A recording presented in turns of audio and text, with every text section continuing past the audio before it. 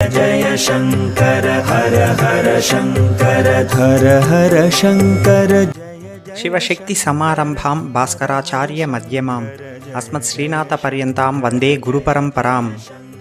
నడిచే దైవం అని చెప్పడంలో నాకేదో వెల్తిగా కొరతగా అనిపిస్తుంది, పరిపూర్ణంగా లేదు.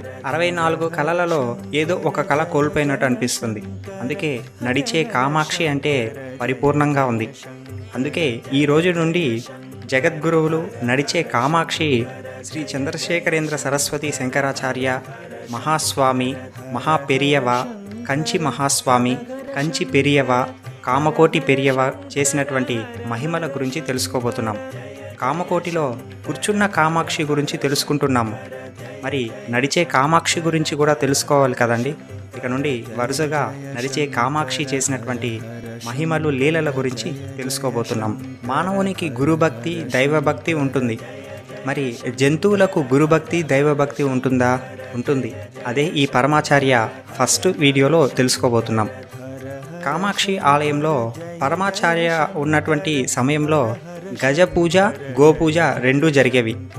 ప్రస్తుతం గోపూజ మాత్రమే జరుగుతుంది. ఉదయం సుప్రభాత సమయంలో అమ్మవారికి. పరమాచార్య కాలంలో 2 ఏనుగులు ఉండేవి. ఒకటి చంద్రమౌళి, ఇంకొకటి ప్రహ్లాదన్. చంద్రమౌళి ఏనుగు కంటే కూడా ఈ ప్రహ్లాదన్ ఏనుగు అనేటువంటిది వచ్చేటప్పుడు చూస్తే ఎలా ఉంటుందంటే, ఒక రాజగోపురం ఎదురుగా నడిచి వస్తే ఎలా ఉంటుందో ఆ విధంగా ఉండేది ప్రహ్లాదన్ అనేటువంటి ఏనుగు. కామాక్షి అమ్మవారి ఆలయం లోపలికి ఏనుగు వెళ్తుంది అంటే గొడుగు పెట్టుకున్నటువంటి మావటి కిందకి దిగేసేటువంటి వాడు. గొడుగు తగులుతుందని కాదు, ఆ మావటికి గోపురం పైన తగులుతుందని. అంత భారీగా ఉండేటువంటిది ఈ ప్రహ్లాదన్ అనేటువంటి ఏనుగు. ప్రస్తుతం లేదు నా దగ్గర. రమణ అనేటువంటి తాతగారి దగ్గర ఆ ఫోటో ఉంది.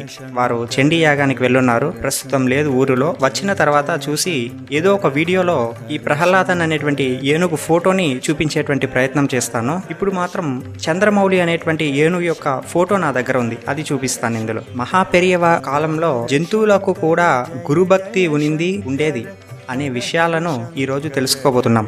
దాదాపు 1927వ సంవత్సరం ఆ ప్రాంతంలో శంకర మఠానికి ఒక కుక్క వచ్చేది. ఇప్పటికీ శంకర మఠంలో సెలవు దినాల రోజుల్లో చాలామంది జాబ్స్ చేస్తున్నటువంటి వారు వచ్చి ఫ్రీగా సర్వీస్ చేస్తుంటారు. ఇదే పద్ధతి అప్పటి నుంచి అప్పుడు ఉండేది, అప్పటి నుంచి ఇప్పుడు కూడా అలానే వస్తుంది. ఖాళీ సమయం దొరికితే చాలామంది భక్తులు వచ్చి ఫ్రీగా సర్వీస్ చేసేటువంటి వారు. అలాంటిది ఒక కుక్క వచ్చి శంకర మఠంలో సర్వీస్ చేయడం ప్రారంభించింది. కుక్క ఎలా సర్వీస్ చేస్తుంది అంటే, మఠంలో అక్కడ ఉన్నటువంటి సామాన్ల చుట్టూ తిరిగేది. విశేష పర్వదినాల్లో విపరీతంగా భక్తులు వచ్చేటువంటి వారు.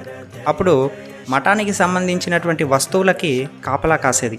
ఎవరిని కనీసం తాకనిచ్చేటువంటిది కాదు. దొంగతనాలను జరగనివ్వకుండా అక్కడ ఉన్నటువంటి సెక్యూరిటీ నిద్రపోయినా ఇది మాత్రం నిద్రపోయేటువంటిది కాదు ఆ కుక్క. ఇంకా చాలా పవిత్రతను మెయింటైన్ చేసేది. కుప్పల దగ్గరికి వెళ్ళడం, చెత్తలో పడేసినటువంటి తినడం, ఇలా ఏదీ చేసేటువంటిది కాదు.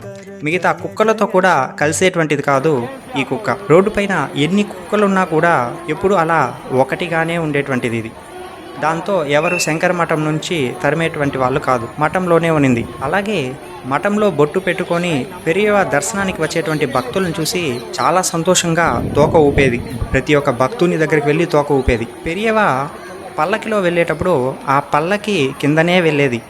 ఇక భక్తులకు దర్శనం ఇవ్వడానికి పెరియవ దిగుతారు అంటే పరిగెత్తుకుంటూ వెళ్ళి దూరంగా నిలబడేటువంటిది. 4-5 గంటలు భక్తులతో మాట్లాడి మళ్ళీ పల్లకిలో వచ్చి ఎక్కిందే మళ్ళీ వచ్చేసేది పల్లకి కిందనే పెరియవతో కూడానే వెళ్ళడానికి. అలాగే పెరియవ నడిచి వెళ్ళే సమయంలో పక్కన ఏనుగు కూడా వస్తుంది. ఈ కుక్క ఏం చేస్తుందంటే, ఆ ఏనుగు 4 కాళ్ళ మధ్యలో నడిచి వెళ్ళేది. ఆ ఏనుగు కూడా సైలెంట్గా వెళ్ళేది ఆ కుక్కను అర్థం చేసుకొని. మఠంలో వాళ్ళు ఏది పెట్టినా కూడా తినేటువంటిది కాదు. మఠంలో నివేదన చాలా ఆలస్యం అయ్యేది. ఎంత లేట్ అయినా ఆ ప్రసాదం పెడితే తినేది. అది కూడా పెరియవాని చూస్తే తప్ప ప్రసాదాన్ని తినేటువంటిది కాదట. ఇక ఆ రోజు పెరియవ కనబడలేదంటే ఇక వాళ్ళు పెట్టేటువంటి ఆ ప్రసాదం కూడా ముట్టదట. ఒకరోజు ఏమవుతుందంటే, ఒక చిన్న అబ్బాయి, శంకర మఠానికి వచ్చినటువంటి అబ్బాయి రాయి తీసివేస్తాడు ఈ కుక్క పైన. దాంతో ఆ నొప్పి తట్టుకోలేక ఆ అబ్బాయిని గట్టిగా అరుస్తుంది. చివరిగా ఒక 25 కిలోమీటర్ల దూరం కళ్ళకి గుడ్డ కట్టి ఒక డబరాలో వేసుకొని వెళ్ళి ఆ సెక్యూరిటీ తీసుకెళ్ళి వదిలేసి వచ్చేస్తాడు శంకర మఠానికి. తాను శంకర మఠానికి వచ్చే లోపల శంకర మఠానికి వచ్చి ఈ సెక్యూరిటీని చూసి తోక ఊపుతూ ఉంటుందట. మామూలుగా కుక్కలు విశ్వాసంతో పైకి వచ్చేస్తాయి, కొద్దిగా ఏమైనా పెట్టినా తినడానికి లేక ప్రేమ చూపించినా. కానీ ఈ కుక్క మాత్రం ఏ రోజు కూడా మహాస్వామిని తాకడం కానీ స్వామి దగ్గరకు రావడం కానీ చేయలేదు. అలాంటిది సాయంత్రం అయితే లోపల మహాస్వామి వారు వారే అడిగేవారట, ఆ కుక్క ఏమైనా తిన్నదా, ఏమైనా పెట్టారా అని. ఇప్పుడు ఈ కుక్క గురించి అలాగే ఆలోచిస్తూ ఉండండి. అలాగే ఒక ఏనుగు గురించి తెలుసుకుందాం. 1930వ సంవత్సరంలో ఆరణి దగ్గర పూసమలై కుప్పం దగ్గర ఒక పెద్ద అడవి ఉండేది. పెరియవ ఆ అడవి మధ్యలో క్యాంప్ వేస్తారు. దాదాపు 2 నెలల పాటు చాతుర్మాస్యం అక్కడే, వ్యాస పూజ అన్నీ ఆ అడవిలోనే ఉండే విధంగా. మహాపెరియవాని చూస్తే దట్టమైన అడవులు, నదులు, కొండలు, పురాతనమైనటువంటి కట్టడాలు, ఇలాంటి చోట్లకు వెళ్ళేటువంటి వారు, క్యాంపులు పెట్టేటువంటి వారు ఎక్కువ. ఈ మఠం మేనేజరు అక్కడ ఉన్నటువంటి సిబ్బందికి ఎప్పుడూ అర్థమయ్యేటువంటిది కాదు. ఏంది పెరియవా ఇలాంటి అసౌకర్యమైనటువంటి ప్రదేశాల్లో క్యాంపులు వేస్తారు, ఎలా నేను అరేంజ్ చేసేదని చెప్పి వీరు ఎవరికీ అర్థమయ్యేటువంటిది కాదు. పెరియవా మాత్రం ఎక్కడైతే మూగజీవాలు ఉంటాయో ఆ ప్రదేశాలకు ఎక్కువగా వెళ్ళేటువంటి వారట. ఇంకా ఒక ప్రాంతానికి వెళ్తున్నారంటే మహాపెరియవా అక్కడ ఏదో ఉంటుంది దాని వెనుక కారణం. ఒక అడవిలో క్యాంపు వేస్తున్నారంటే అక్కడ శ్రీరాముడు వచ్చుంటాడు, లేక ఆదిశంకర్లు వచ్చుంటారు. కొండ ప్రాంతాలంటే, నదులు, తీర్థాలు వెళ్తున్నారంటే అక్కడ వ్యాస మహర్షి లాంటి మహర్షులు వచ్చినటువంటి చోట ఏంటుంది. అలాంటి పుణ్య ప్రదేశాలు ఉన్నటువంటి చోట మాత్రమే క్యాంపులు వేసేటువంటి వారు పెరియవ. మహాపెరియవ ప్రతిరోజు గోపూజ, గజ పూజ చేసేటువంటి వారు. ఇప్పుడు ఈ పూసమలై కుప్పంలో గజ పూజ అయ్యాక ఆ మావటివాడు ఏం చేస్తాడంటే ఈ ఏనుగును తీసుకెళ్లి, అడవి కదా మొత్తము, చాలా దూరంగా తీసుకెళ్లి గడ్డి ఆకులు ఉన్నటువంటి చోట కట్టేసి రేపు తిరిగి గజ పూజకు వస్తే సరిపోతుందని చెప్పి వెళ్ళిపోతాడు. ఏనుగుని అక్కడే కట్టేసి. ఆ రోజు రాత్రి ఏమవుతుందంటే అనుకోని విధంగా ఆ గడ్డి ఆకులు మండుకుంటాయి. ఎవరు కాల్చారో ఎవరికీ తెలియదు. అర్ధరాత్రి సమయంలో జరుగుతుంది. ఎండుగడ్డి కనుక వేగంగా రగులుకుంటుంది. నిప్పు ఏనుగు పైన పడడం ప్రారంభిస్తుంది. దాంతో ఏనుగు బెదిరిపోయి తెంచుకొని వెళ్ళిపోతుంది. మావటివాడు మరునాడు వస్తాడు. వచ్చి చూస్తే ఏనుగు ఉండదు, కాలిపోయి ఉంటుంది ఆ ప్రాంతం మొత్తం. ఏదో మొత్తానికి రాత్రి జరిగింది. అక్కడ ఉన్నటువంటి మఠం సిబ్బందికి చెప్పి అందరూ వెతకడం ప్రారంభిస్తారు అడవిలో. కానీ ఎవ్వరికీ ఎక్కడా కూడా ఏనుగు అనేటువంటిది కనిపించదు. ఆ దారిలో ఎవరో యాత్రికులు 5 కిలోమీటర్ల దూరంలో ఒక సరస్సులో పడిపోయి ఉందని చెప్పి చెప్తారు. అంతేక భయంతో మఠం సిబ్బంది వారు మొత్తం కూడా పరుగులు తీసుకుంటూ వెళ్తారు, మావటివానితో సహా. చూస్తే మఠం ఏనుగే ఆ కొలంలో మధ్యలో ఉంటుంది. చూస్తే చలనం లేకుండా ఉంటుంది. వీళ్ళకి దాని పరిస్థితి అర్థం కాదు. సాధారణంగా ఏనుగులు మావటి వాడిని ఎంతలా ప్రేమిస్తుందో అందరికీ తెలిసినటువంటి విషయమే. ఆ మావటి దాదాపు 4 సంవత్సరాలుగా ఉంటాడు ఆ ఏనుగుతో. అంతా కలిసిపోయేది తన మావటి వానితో. అయితే తనని చూసి కూడా లెక్క చేయదు.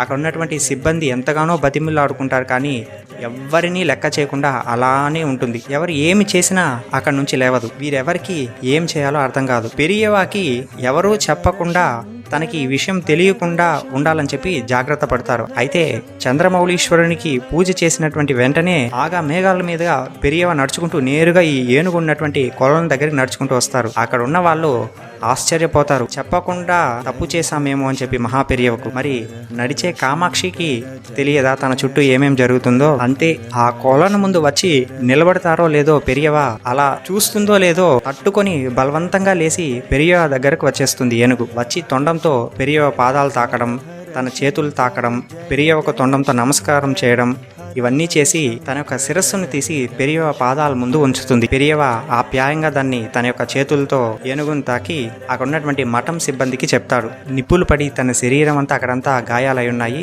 వైద్యం చేయమని చెప్పి ఆదేశిస్తారు. ఏనుగుకి ఒక గుణం ఉంది. తన మావటి వాడిని ఎంతలా నమ్ముతుందో అంతలా ప్రేమిస్తుంది. కామాక్షి ఆలయంలో ఉన్నటువంటి పంచగంగలో ఈ ఏనుగు దిగి రోజు స్నానం చేసేదట, చంద్రమౌళి అనేటువంటి ఏనుగు. అప్పుడు ఈ మావటివాడు కావాలనే నీటిలోకి దూకేసేటువంటి వాడు. ఈ ఏనుగు ఏం చేస్తుందంటే వెళ్ళి తొండంతో అతన్ని తెచ్చి మెట్ల పైన వేసేటువంటిది. మళ్ళీ ఈ మావటివాడు కావాలనే నీటిలోకి దూకేసేటువంటి వాడు. మళ్ళీ ఈ ఏనుగు వెళ్ళి మావటివాడిని తొండంతో తీసుకొని వచ్చి మెట్ల పైన పెట్టేది. ఇలా తాను 6-7 సార్లు చేసిన 6-7 సార్లు వెళ్ళి మావటివాడిని తీసుకొని వచ్చి అక్కడ ఉన్నటువంటి మెట్ల పైన పెట్టేటువంటిదట ఈ చంద్రమౌళి అనేటువంటి ఏనుగు. అలాంటిది తనకి కూడా స్పందించలేదు అంటే కేవలం ఒక రోజులో ఒక 5 నిమిషాలు పూజ చేస్తారు పెరియవ. పెరియవ వచ్చిందే లేసి వచ్చింది. దీనిని జంతువుకున్న గురుభక్తి అని ఎందుకండి అనకూడదు? ఇక్కడ ఈ ఏనుగు శంకర మఠంలో ఆశ్రమంలో సేవ చేసినటువంటి ఆ కుక్క రెండూ కూడా జంతువులే. కుక్కకి ఎవరు నేర్పించలేదు, ఎవరు చెప్పరు. ఏనుగుకి ఎవరు నేర్పించలేదు, ఎవరు చెప్పుండరు. మరి వీటి రెండింటి గురించి మీ యొక్క అభిప్రాయం ఏమి అనేటువంటిది కామెంట్ చేయండి, తెలుసుకుందాం. శ్రీమాత్రే నమః. శంకర జయ జయ శంకర హర హర శంకర జయ జయ శంకర.